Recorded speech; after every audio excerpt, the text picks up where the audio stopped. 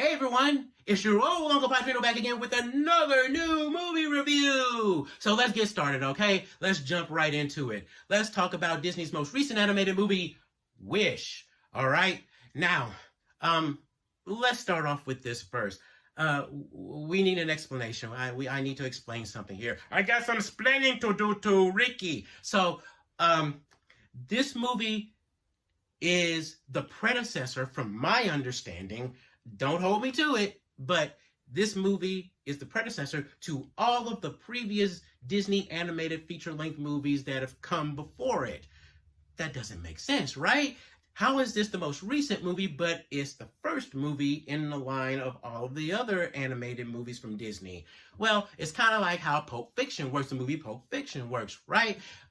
We, as the audience, when the movie starts, all of the characters are in the middle of these particular situations, right? But through a series of flashbacks, we learn what happened to lead up to these situations when we came in at the beginning of the movie. Okay, so that's kind of how it works. I don't know if that makes sense or not, but anyway, this movie sets up all of the tropes that we know, that we come to know and love from the majority of the Disney animated movies.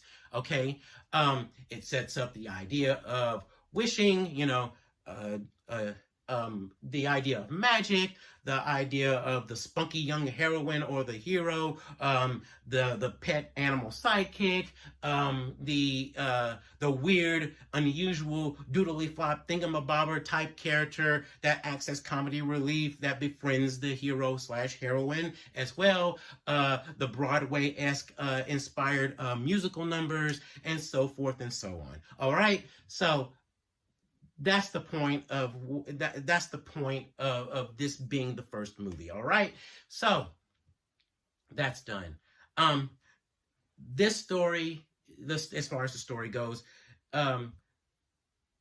this story takes place in a faraway land called Rosas. Okay, now I think it's possibly that it's Spain. All right, there is one line in the movie where they mention that the Mediterranean Sea is not too far away.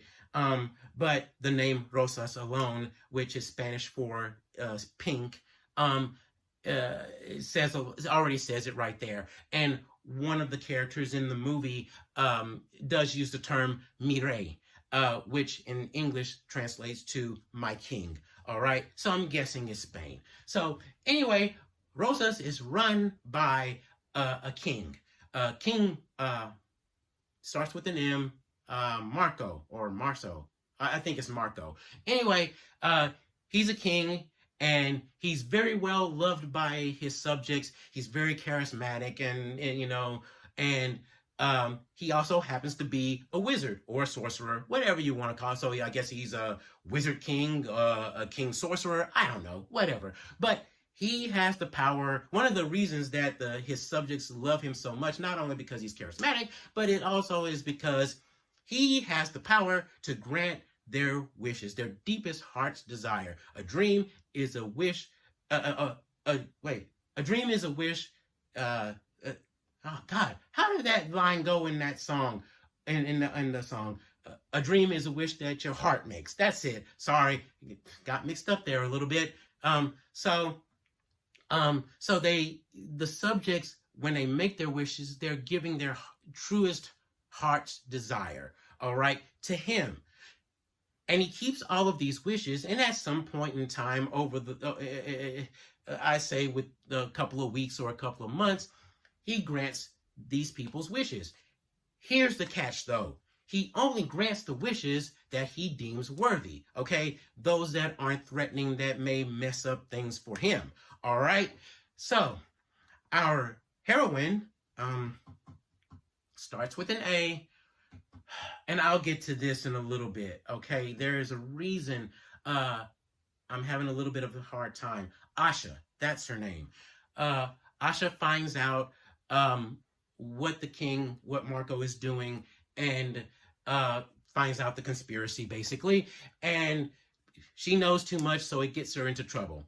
Well, she decides to make a wish upon a star. Makes no difference who you are.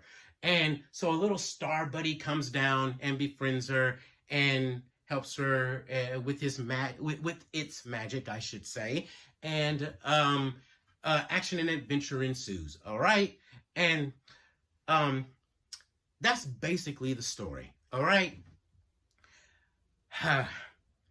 As far Here's where things are going to kind of go downhill now. All right, as far as as far as the story goes, it's pretty forgettable. All right, it's not that interesting. It was actually boring, in all honesty. um and I hate saying that, but it honestly was boring. It wasn't captivating enough to keep me interested enough in it, into and keep me into it. Okay, to get me into it and keep me into it. Okay. um as far as the characters go, in all honesty, they're ultimately forgettable. All right, which is why I have such a little bit of a hard time trying to remember most of the characters' name. You don't remember hardly anyone's name, and let's be honest, Asha is pretty forgettable for the most part. All right, I mean, I'm sorry, she's just ultimately forgettable. In all honesty, Marco is more memorable. But because he's a villain, I mean, and to me, I love villains. Villains are the best characters in my honest opinion. They get the best songs, they get the cool stuff, things like that. I mean, you have to admit, Be Prepared from The Lion King, best song in the movie. Hakuna Matata, whatever. Same thing. Poor Unfortunate Souls from Ursula. Who cares about Under the Sea? Well, I do. I like Under the Sea too. And I also like the songs from The Lion King, all of the songs from The Lion King as well. But those are the coolest songs for me anyway. But Marco is really the only memorable character in it. The little star buddy, let's be honest, merchandising. You can make a stuffed animal or a plushie or other toys out of it. The goat, the same way. I can't even remember the goat's name. It started with a G, I think. I can't remember. But anyway, I will give it a point for this for its diversity and inclusion. There are the Asha is multiracial, and there are various ethnic groups and racial groups throughout the entire movie, as far as background characters go, as far as Asha's friends go, who aren't memorable either, very memorable anyway, either, and one of the characters is disabled as well. So that's a point, in my honest opinion. Again, it's not the idea of not wanting diversity and inclusion in entertainment. It's the idea of what? Make brand new characters and new franchises and properties, and put diversity and inclusion within those new properties. Don't take what's already been established in the past and then do a racial swap or gender swap or sexual orientation swap. Like the live action, let's be honest, the live action Little Mermaid, the live action Snow White and the Seven Dwarfs that's coming out. We don't want that. Let's be honest, all right? Just leave whatever's been done alone and just focus on doing new stuff and creating new ideas and new projects and infusing them with diversity and inclusion. All right? So I will give it a point for that. As far as the actors go, there's only, I think, 2 celebrities that I know of in this anyway. Alan Tudyk, he's a great actor. I like him. He's a great voice actor as well. You've heard him in various projects and seen him in various projects as well. And Chris Pine, who plays Marco in this. Okay, so here's another big issue: the animation in this. All right. Now, when the trailer was first released for this several months ago, I made a comment on social media, and as particularly on Facebook. And yes, I know, just as I mentioned in my review of Trolls Band Together, I know Facebook is for old people, but look at my face, all right? See all of that right there? I'm old, so deal with it, okay? The animation is interesting, but that was only watching it in a 2 to 3 minute trailer, all right? And I thought it was interesting because it looked like a new style. It looked like kind of watercolor-esque type animation. I mean, looked like a watercolor-esque type style.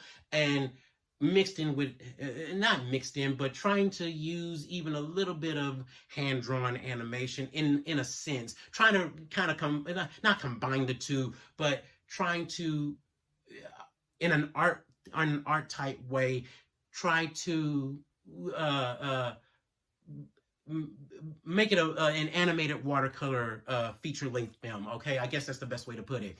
Spider-Man Across the Spider-Verse did it better, but those are two different situations and two different companies and two different animation styles. So one's Sony, one's Disney. But there's something about this that seems off about the animation style in this.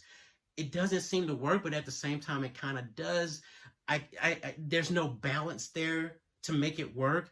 I don't know. I can't figure that out for some reason. I kind of like it. I kind of don't like it. Some of it, to an extent, makes sense. Some of it doesn't make sense. I'm not sure how to make this, how to say this. Maybe this was a rush job, which I don't know if they would do that or not. Maybe there wasn't a budget, which I highly doubt that because it's Disney. Or maybe this is a new experimental type computer animation program that they developed. I don't know, but it doesn't, it works on some levels, and some levels it doesn't work. So I'm kind of mixed about it, okay? As far as the songs go, there's nothing memorable here, all right? There's about one or two songs maybe that got my toes a tapping, but other than that, I really didn't care for much of the songs, all right?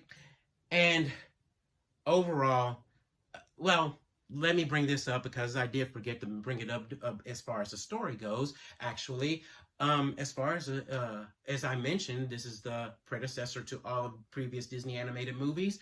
There are a lot of Easter eggs and callbacks to a lot of the previous animated Disney animated movies. Many of them are verbal. Many of them are visual. Some of them will be thrown right at you in your face and are very obvious.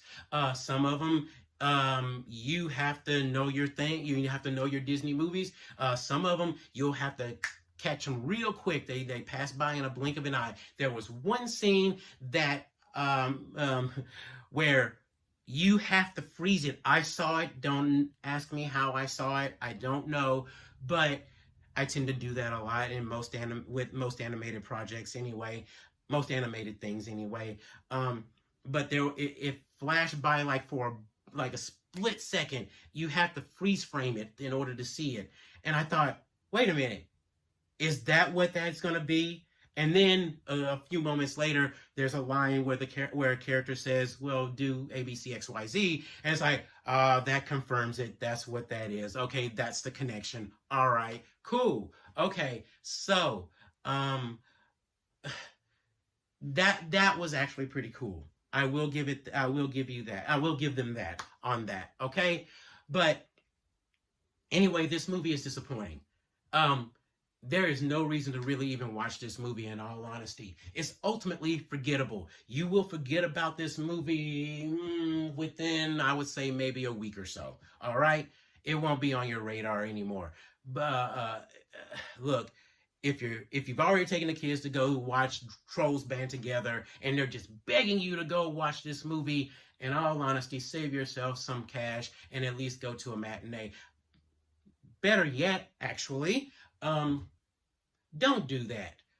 Wait until, save your money altogether and wait until it comes out on Disney Plus, which will probably be in about maybe 2 to 3 months. No, hold on.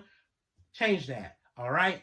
I'm willing to bet that this movie will be out on Disney Plus by Christmas, which is about 4 weeks away now at this point, I think. So, I would say that, all right? So wait and save yourself the time and trouble, and the kids can watch it until their heart's desire, all right?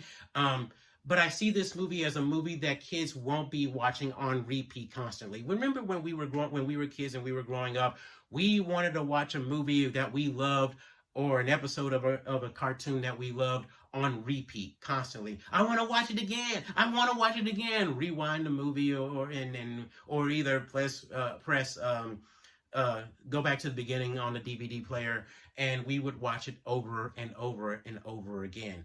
This movie, I just don't think has that factor in it. Again, it's ultimately forgettable, which is why I was having a little bit of a hard time trying to remember the names of some of the characters. Even the songs, like I said, aren't memorable. I mean, a Goofy movie, all of the songs are so memorable. I mean, man, Aladdin, pretty much every song is memorable. Tarzan, every song is pretty much memorable. I mean, but this is just like, whatever. They just threw it out there and just said, have at it. And so I just don't think this movie is really worth it. All right. So for me, like I said, skip it altogether. All right. It's not even worth it, which is horrible because this movie basically is part of the celebration of Disney Studios' 100th anniversary. You don't want this movie to be a representation of your 100th anniversary. I'm sorry, bad idea, bad move altogether. So this is horrible. This is bad. Bad idea, just all around. And I can't wait to see how this movie actually does because this doesn't look good. All right. So there is a post-credit scene. Stay through the credits, and there's a post-credit scene, and it's kind of cool. You'll probably like it. It may not even be worth it at the end, but I do recommend staying and watching all of the credits. Why? Because they have the stars in the like in constellations, showing all of the showing characters from all of Disney's past movies from the past 100 years. Disney movies, not Pixar, okay? Just strictly Disney movies. So it starts off with Snow White and ends with Strange Worlds, okay? So I had a good time with that. If you know your chronological history of Disney animated movies, it'll be interesting to challenge yourself to see, if you know that movie number one, if you've seen that movie number two and number three, if you remember that, if that's the chronological order of the movie when it came out, okay? I will say this, there are some movies missing, and I called it out while I was watching it in the theater. There are some movies missing. I don't know why, but whatever the reason, they are missing. But there are some, I was like, I thought this movie came out before this movie. That's not right. I was sure that movie came out before this movie. And when I got home, I had to look it up and go, oh, I don't remember it that way in my mind, but apparently this movie did come out before this movie. So it's kind of cool. Probably the only other positive thing about this movie. So anyway, that's it. I'm sorry. I wish I could say more good about this movie, but I can't. It is what it is. So we're just going to leave it at that. All right. So we're going to have Stan take us out. All right. So take us out, Stan. And remember, if it smells like a goat, it must be spoiled. Tune in next time. Excelsior!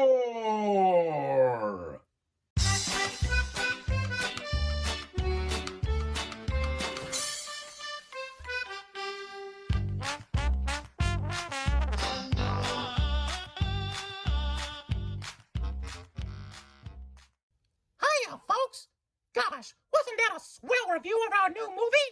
Did you watch our new movie? Do you agree or disagree with our review? Place a comment down in the comment section below, hit the bell to subscribe, and hot dog, make sure you hit the like button. More likes means more stocks for the Walt Disney Company.